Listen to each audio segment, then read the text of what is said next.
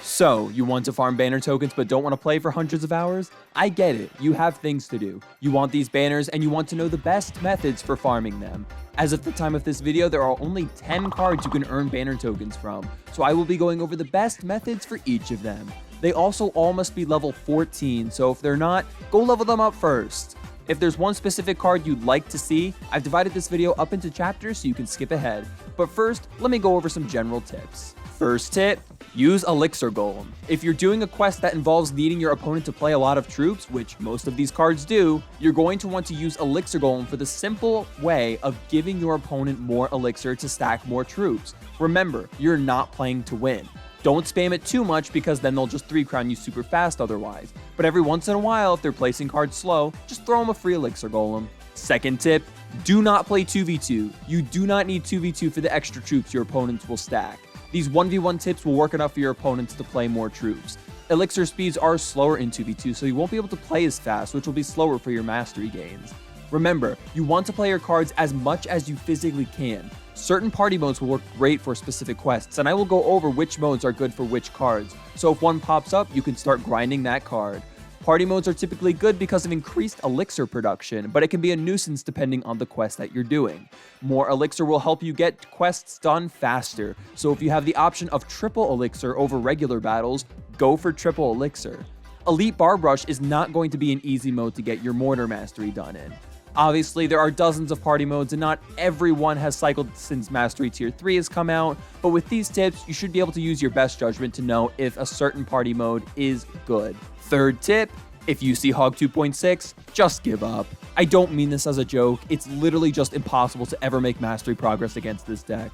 And for your fourth tip, you're only going to want to focus on 1 or 2 cards at a time. I see people putting 8 of the 10 cards all in one deck because they will believe they will farm them all slowly at once, but this doesn't really work because you'll always be negating some of the cards in your deck. Build a deck like the one on the screen. Use cycle cards. Use Elixir Golem. Now, Wallbreakers, Log, and Electro Spirit are great cycle cards, and they have a Tier 3 mastery quests, so you can easily include these cards as well and slowly work on them as you do with whatever other card you decide to throw in. Moving on to the first card, let's start with arrows. First, you need to know a common misconception with the arrow mastery quest. Hitting 12 troops with arrows sounds difficult, but there doesn't actually have to be 12 troops on the battlefield to make progress. Remember, arrows come in waves, which means they hit 3 times with each deployment. This means if you hit a tanky troop with 3 full waves, that counts as 3 hits. So this means that arrowing something such as Royal Hogs actually counts as a point towards your mastery because it's hitting each of the 4 hogs 3 times. In me and my clanmates' experience, arrows were the easiest card to farm mastery tier 3 for. There are so many options, especially if you use the Elixir Golem to give your opponent the ability to stack so many troops. Remember, skeletons only get hit once before dying, and goblins and minions only take 2 hits, so arrowing something such as a skeleton barrel will not help you.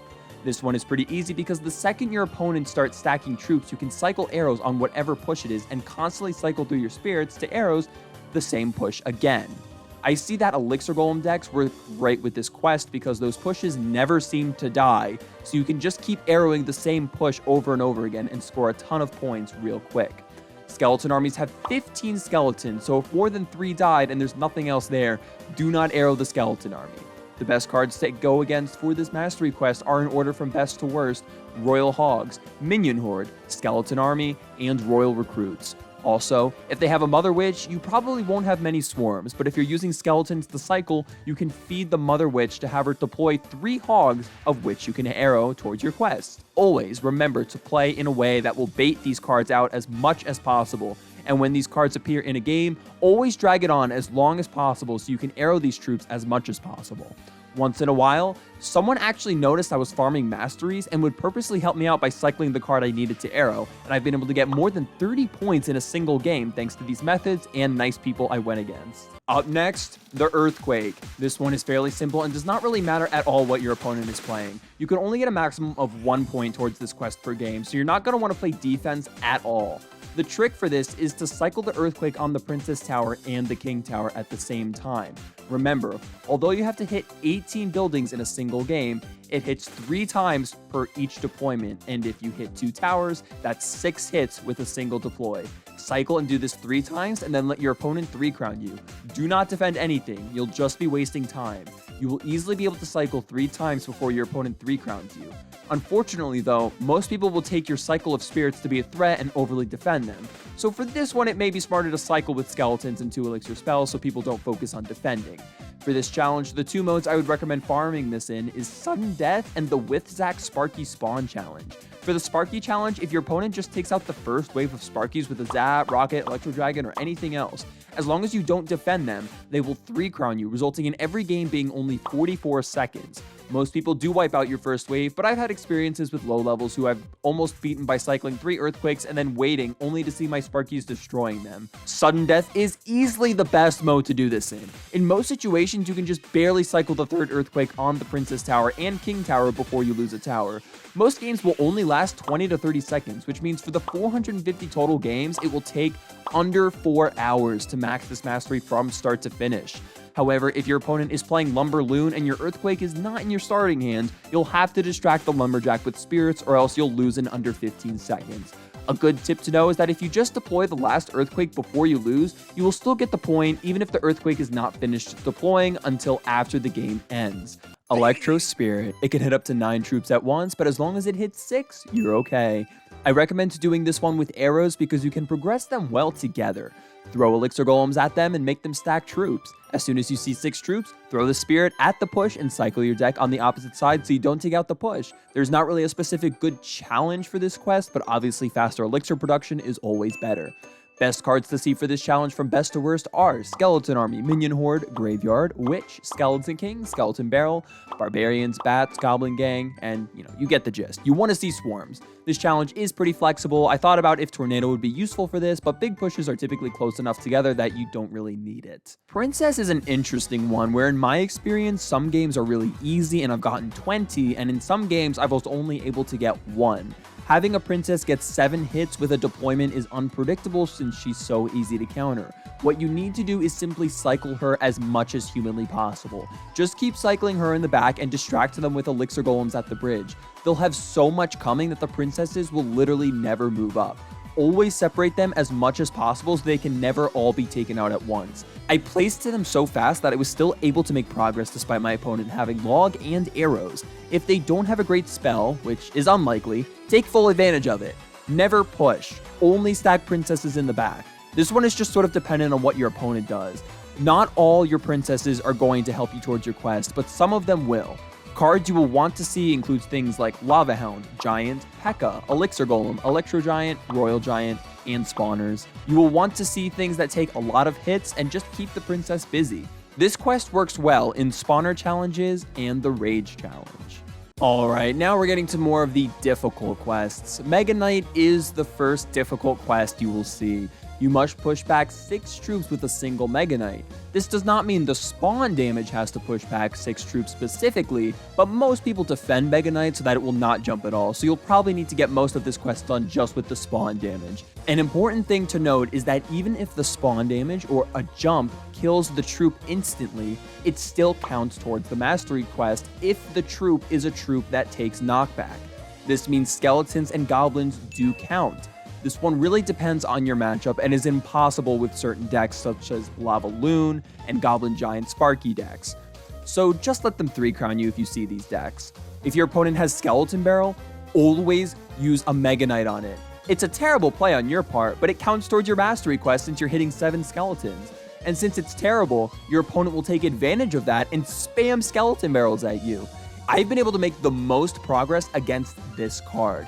If a Skeleton Barrel spawner mode or Skeleton Barrel meta comes to the game, this would be an ideal time to farm this mastery. Other cards that work great with this are Graveyard or Skeleton Army, especially if they're tanking their Graveyard with something. Cards like Goblin Gang work okay, but remember there's only 5, and even though there only needs to be 1 more troop to make that 6, oftentimes a lot of people never support cards like Goblin Gang.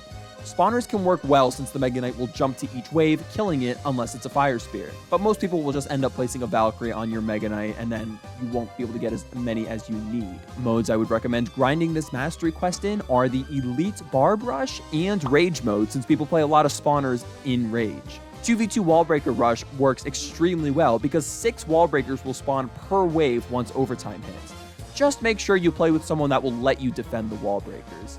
Like the Megaknight, the log doesn't necessarily need to knock back the troops, but rather hit them. This means logging skeleton armies does count. It can be hard to get your opponent to place 10 troops together, so you're going to want to utilize the Elixir Golem. Constantly cycle Elixir Golems on one side until they stack up 10 troops, then log and repeat.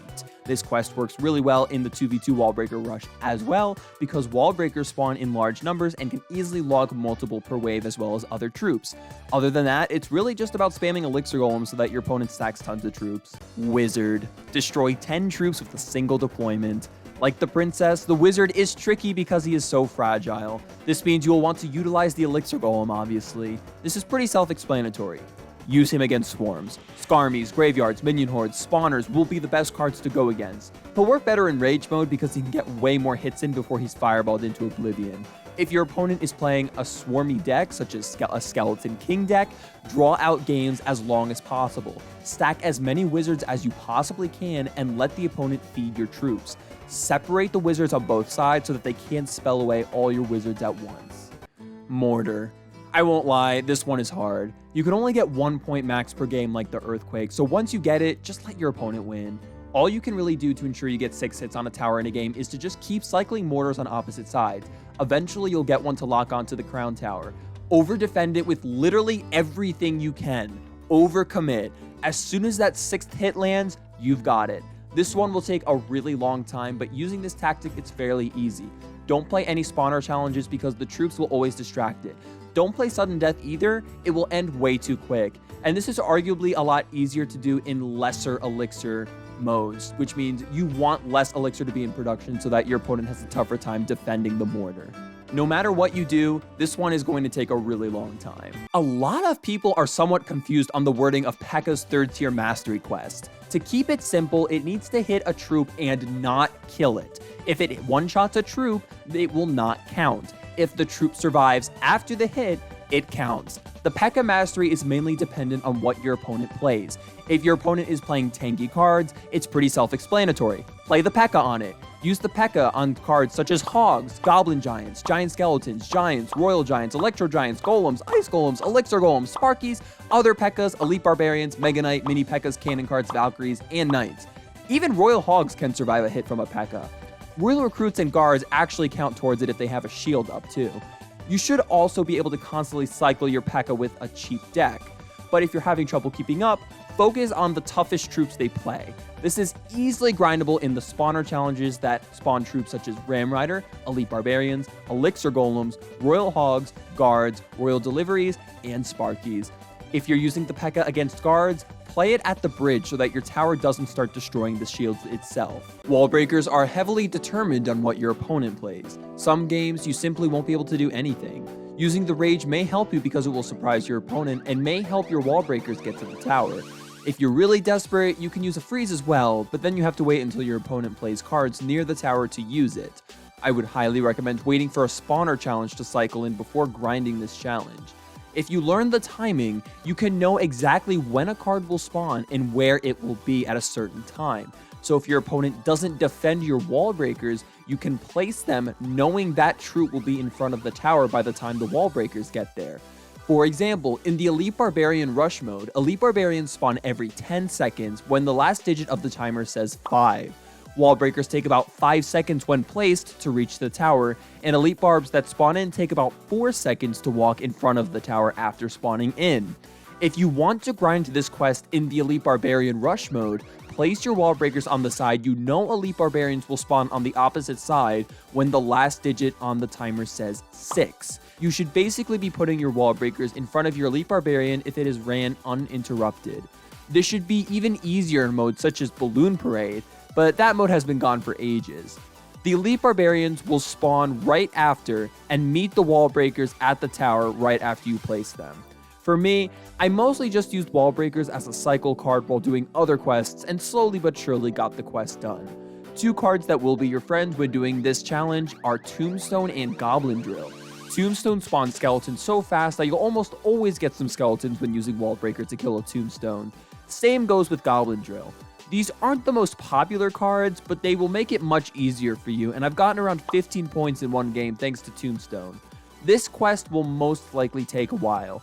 Even in spawner challenges, people typically defend a lot, so you'll probably only end up getting 2 to 3 points per game, and that's if you're very persistent. Wallbreakers are fragile, so they just die very easily. Anyway, guys, I hope these tips helped you out. Hopefully, I taught you some helpful tips you can use to get those banner tokens. I'll be sure to release more tips for the next set of cards that get a 3rd set of mastery tasks, so make sure you subscribe so you don't miss it. And if you could leave a like, I'd really appreciate it, as I'm a small channel trying to grow, so every like counts. Thank you all, and if you have any questions, I'll be sure to answer them in the comments.